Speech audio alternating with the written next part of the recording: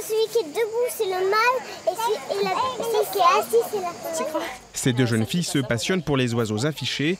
D'autres passants se contentent, eux, de jeter un œil sur une, voire deux photos. Mais dans tous les cas, l'exposition suscite l'intérêt. La photo des deux mulots, je trouve ça super mignon. Donc, du coup, j'ai commencé à regarder et à lire ce qui était affiché.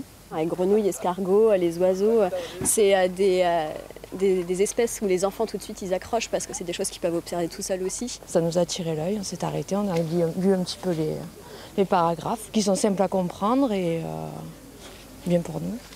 Le zoo de Lunaret met en place cette exposition de 25 affiches pour sensibiliser le grand public à la biologie évolutive, une science qui étudie l'évolution des espèces au cours des âges, essentielle pour comprendre l'écosystème qui nous entoure.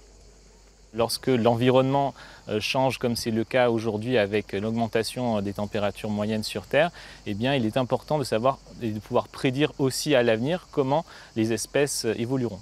Ces photos sont affichées à quelques jours d'un congrès scientifique très attendu. Objectif pour le zoo, faire connaître le travail des scientifiques auprès du grand public.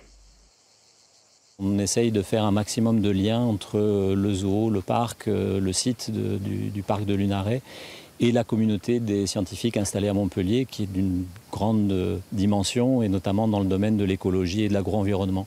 Le congrès va rassembler à partir de dimanche plus de 2600 chercheurs de 58 pays, l'édition la plus importante jamais organisée.